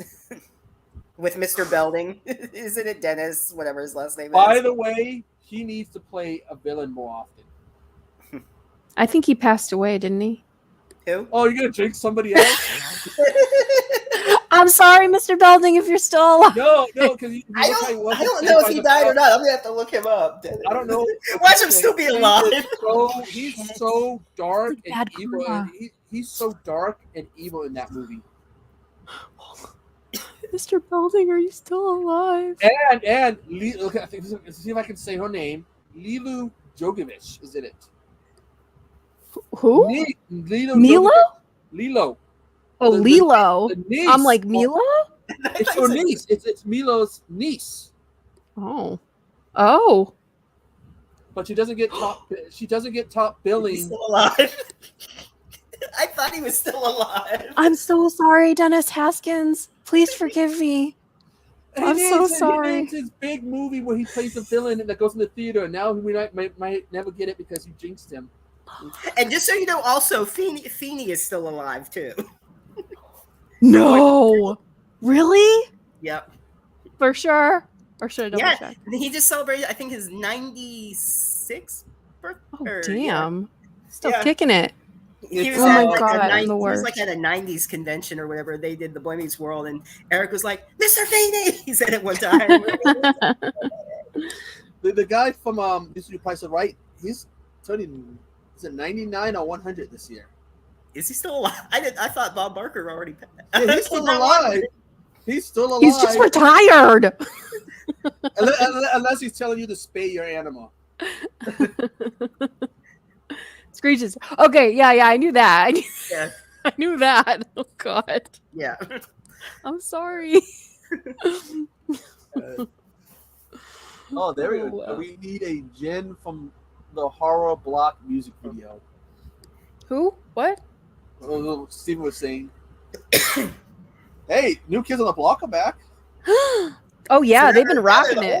I watched that video for the boys in the band, and I was so blown away by Donnie. I'm too used to him as an actor. Oh, you were blown away by his Because skills. I forgot that he could. About him singing and all that Sing and stuff. dance. That was his. Yeah. That was his OG. I grew up. Marky Mark and the Funky Bunch. Come on now. But Donnie was supposed to be the bad boy, if I remember right. Marky Mark was bad. He was bad. He was underwear, arrested. And his He was underwear bad. ads. His underwear. Oh my ads. God. Yeah, the Calvin Kleins. You couldn't open a magazine without a picture of him, shirt off, pants down, and there's the underwear. What was that movie? Like when MTV did like movies and stuff. What was it? Together or something? They sing the song. It's like you plus me equals us. Us. Like, Yeah. I think it was called Together, like two and then together, or something like that. Yeah. Remember when It was MTV like actually played music? I That- remember that. Is MTV even still around? I don't even know what they do anymore. They are. They just ended MTV News finally after all these years, which blew me Man, away. I I'm like when they did all those shows on there, like when they had Singled Out on there, they did all the summer stuff singled out. Totally. What was it? TRL. TRL. Roommate? When they went in their room. Yeah. Anybody who doesn't like reality TV, blame MTV. There's a show called Real World. I liked the Real World. And then it got weird because they had to get jobs and stuff. And then it got real. Then it got real. Who really wants to watch real? It's the real We world. had Hawk. Man. We had Hawk. What was it? Peck? Hawk. What was his name? Puck. Got kicked out. Oh, the day he moved in, he was in a bike accident. I was out for meeting your roommate. Comes in all injured and stuff. I was in a bike accident. Good to meet you. I'm your roommate. They wanted chaos. They got it. I liked on Daria when their shows next on Sick Sad World. And do you know who the biggest star from Real World is? Mike Who? Mazzini. Mike Mazzini?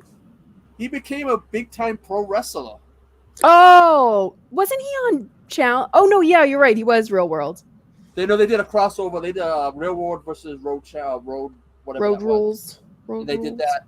But yeah, now he's a big wrestler. Truth. One of the chicks from Seattle, she's an actress. You know, I lived in Or Boston? Seattle. I'm surprised I never went down there and tried to find that house or where they were. Because I lived near Seattle at the time. You would have thought I would have gone snooping around. I went and saw the firehouse that they stayed in Boston. And it was like so much smaller than what you thought it would what you thought it was gonna be. Oh yeah. Yeah. You know, okay, that house on Real World in Seattle was on a dock, if I remember right. In Seattle, yeah.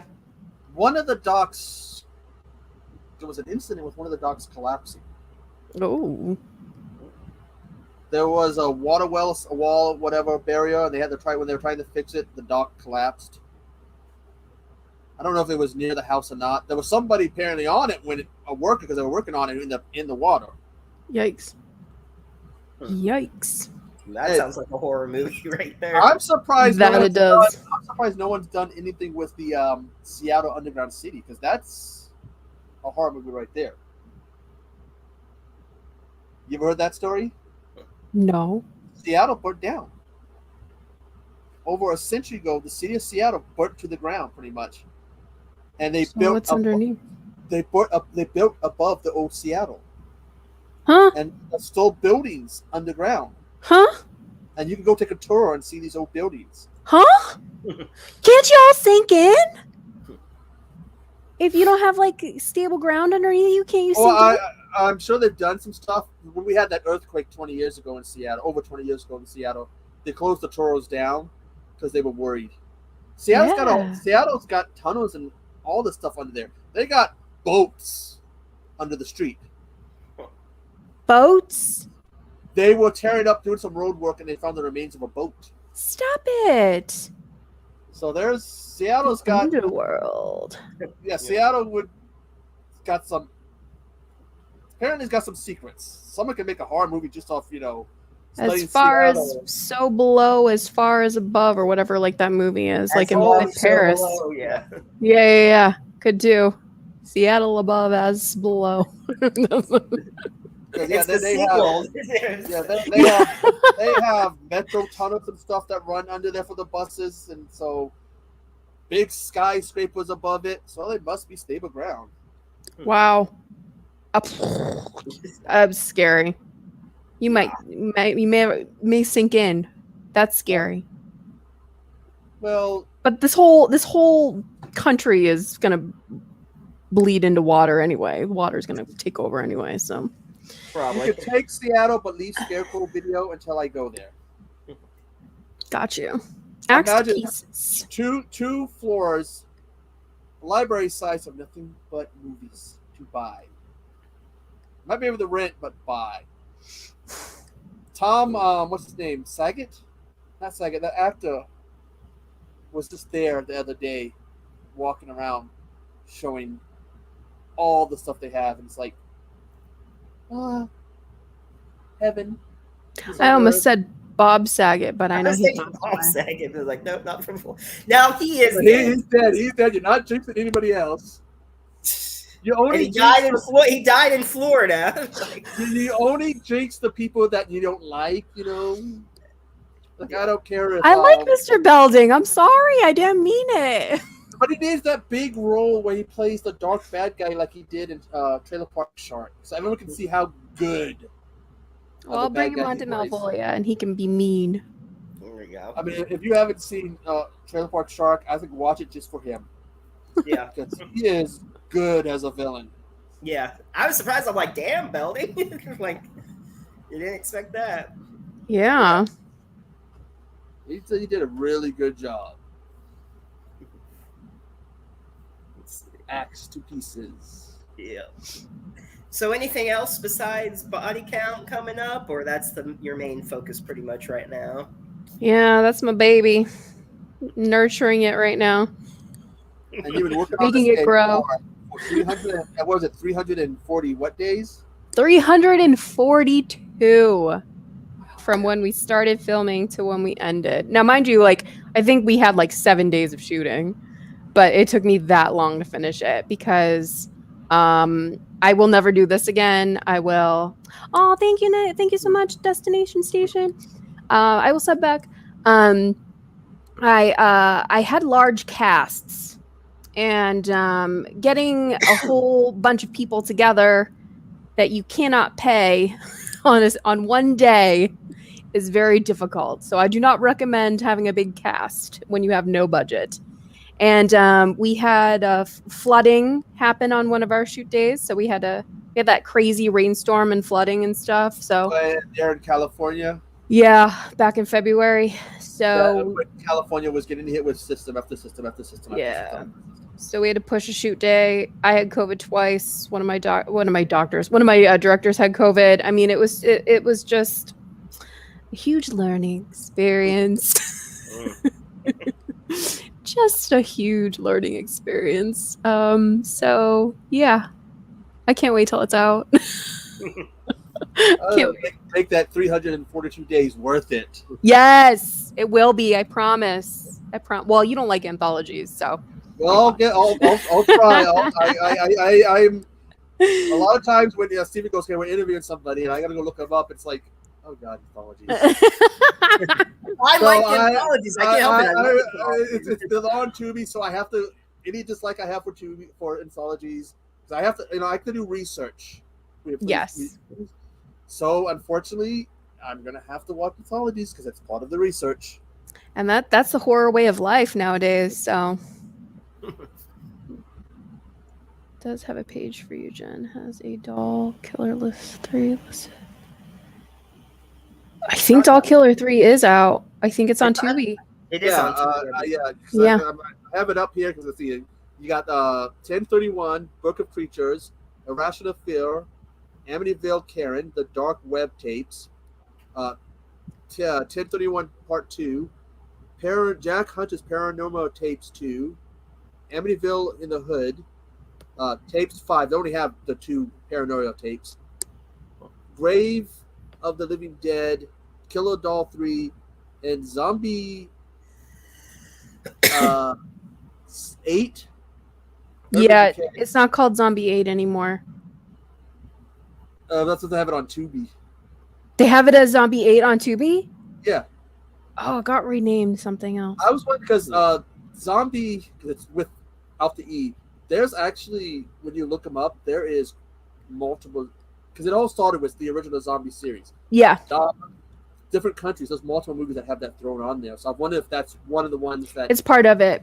It's part of that series or franchise. Yeah. Yeah, because it's like French, Italian, whatever, and then American. It's like some of these movies, they're just like throwing it on there. Yeah. No, I know Zombie 8 was a part of the whole franchise, so I don't know if they renamed it because of copyright. I don't know. Are these... No, they're not coming out. Oh, wait, was it out or A24 or as A24? All those Dustin Ferguson films coming out on A24. On A24? No.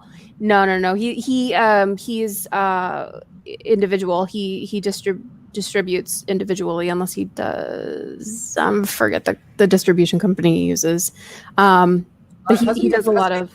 Hasn't he done Wild Eye though? Wild Eye, yes, he's done a lot of Wild Eye, but he also self-distributes too. So. I was trying to remember because I've come across some of his stuff when looking at Wild Eye. So yes, you are. Wild Eye, yeah. Wild Eyes, you're correct. Yes, yeah. Wild Eyes. That's an interesting company. Now I'm being exposed to them, and yeah, it's not easy. That's why. At least they're better than Asylum. Oh, yeah. I have no hate to Asylum. Asylum helped me out with body count, so. Yeah, but I used to be Asylum, and there's this company called ITN, which converted me away from Asylum. So I had a few people tell me I need to go back to Asylum, but I'm sorry, I've been converted away. To each their own. You got to do what you got to do, absolutely. Although some of the movies, the 8 versus Giant Lizard or 8 versus Mecha 8, why would you have Tom Arnold be the person who leads our country? Oh my God, who wouldn't want Tom Arnold to lead our country? Well, hey, the previous one, it gave us Eric Roberts. I'm more likely to go with Eric Roberts than I am Tom Arnold. No, I'm all about Tom. Hell yes to the Tom Arnold-ness. At least I would enjoy life that way. Yeah. Well, see, I would go with Eric Roberts because I am. And he is his own grandpa. Don't forget that. I am somewhat of a Julia Roberts fan back when I was younger, so that's why I have to go with Eric Roberts. Touche. Yeah. I like Pretty Woman. It's an awesome movie. Oh, he's asking what Ferguson movies that are coming out. I think that was his question. Yeah. If anybody can find Hell of the Screaming Undead, that is by far my favorite movie I've ever done with Dustin ever. I think that's going to be. I think that's Wild Eye. It's supposed to be released by Wild Eye, I believe. Yeah, I think you're right. It was supposed to be re-released like last month or something, and I haven't seen or heard anything about it. So, if you can get your hands on it, it's fun. That one's fun. Also, let's just remember, it's fun. It's fun. It's not that serious. That'd be one of those what I call the ones that you have to hunt down. The hunt. Yeah. That never ends because as soon as you find one, a new one shows up. I also do something very mean and naughty in that movie too. So, how about Tom Green? I haven't heard Tom Green can be my president. He can be my president of my America. I remember that TV show. I remember the TV show. This is the Tom Green. I remember when and I really remember the special he did. The cancer one. Oh, the cancer one, yeah. And like people at first thought it was a joke. First thought it was a joke. He did that song about just filling yourself up to check for, what was it, bumps? Yeah, feel your. He's like, feel your balls for whatever. Yeah. I remember when I first heard that, and a lot of people thought he was joking at first because he's always playing pranks and stuff, but they didn't believe he had cancer at first, and then turns out he really did. Yep.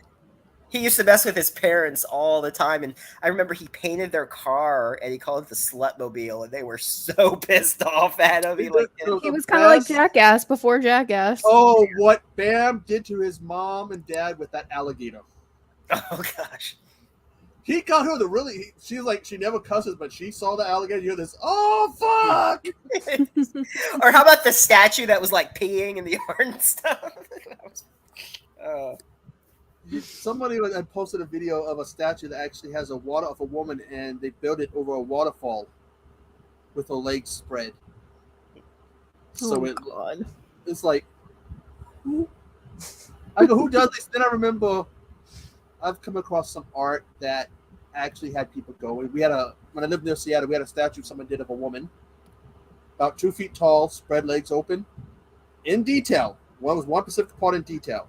Oh, it caused a whole bunch of controversy. I'm thinking, wow, there's some interesting people out there. Oh, there are.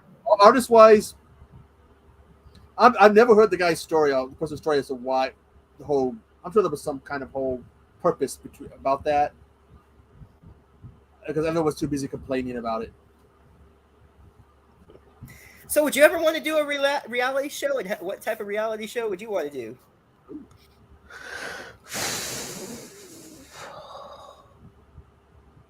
I did send in a tape for the Real World. I really did. If it was old school Real World, I would do old school Real World.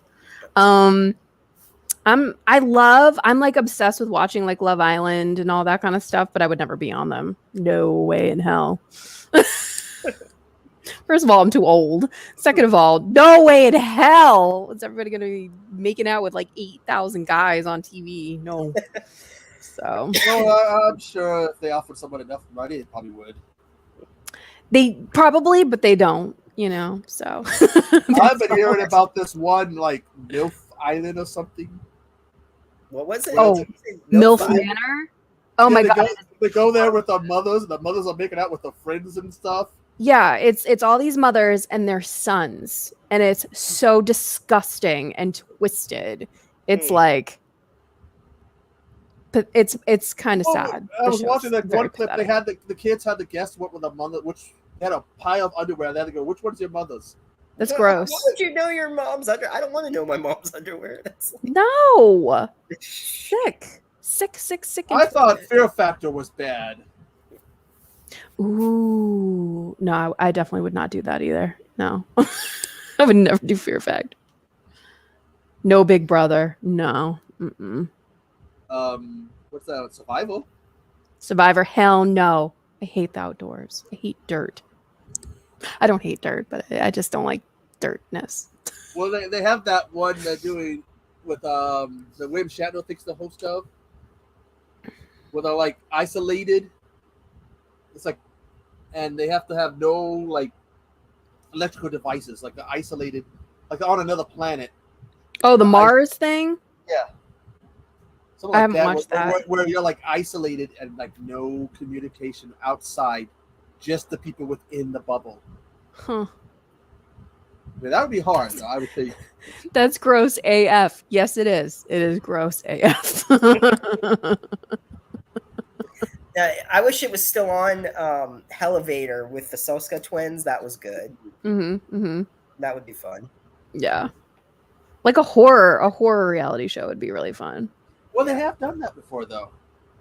But no, not right now. Not recently, right? There was one of them, After Dark, 8 Films to Die For. One of the seasons had like some episodes of bits. Some kind of Scream Queen thing where they had to go and do contests and stuff. Well, they did that for Scream, like Scream Queen. Yeah, and the girl that won, she was in Saw 6, I want to say 6 or 7, where she chopped her arm off in it. She won that show. Hey, sci-fi had the best, so you want to be a superhero or something like that. I actually met two of them. I met the mom with the donut. I met her, and then what was it, Nitro or whatever his name was in the blue suit. Yeah.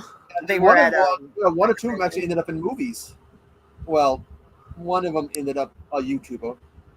I'm not gonna controversial YouTuber, so I won't mention her name. But okay, you said a found film one, like for horror host. What would be your idea for something like that? If it was like a found film for a horror host.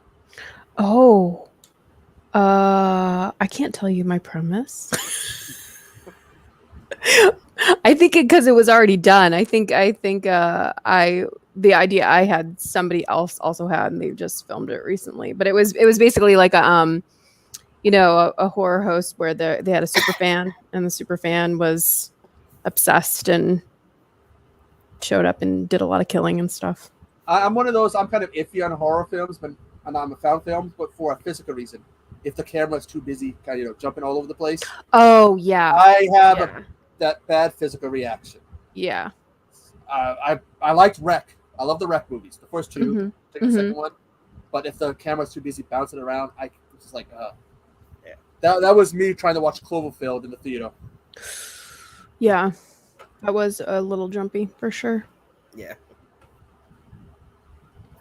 What was that? If we learned anything about Scream Queens, James Gunn is a disgusting human being. Most people are disgusting human beings. Well, after those tweets leaked or whatever, and he lost his whole job with Marvel for a bit. Something about wanting trees to do something to little kids. Supposedly changed. That sounds interesting. Stay in a mansion rigged where it seems haunted and the creators know the fears of the cast. That would be a lot of fun. I would do that. Faux show. Well, guys. I was going to say it's coming up almost 2 hours here. One last question, though, before you go. I always ask this. What's something fans may not know about you, whether interests or talents or anything you want to share with us that we may not know? Oh. It could be hobbies, anything, whatever. I'm really shy. Oh, we can tell. I know, I'm really shy. Well, I have one, and I asked this the last few interviews. If there was anybody who was inspiring to kind of do what you're doing, what kind of advice would you give them? Oh, to just do it. Just do it. Pick up a camera and just do it. Because the longer you contemplate it, the longer you think about it, the longer you listen to everybody around you telling you, giving you advice. Because could have already done it. So just do it. Elevator with Jen Nangle. See, Steven knows what's up. Oh, there's a new YouTube show for you. There we go. There you go. I just need the budget or the sugar daddy, not sugar victim. No.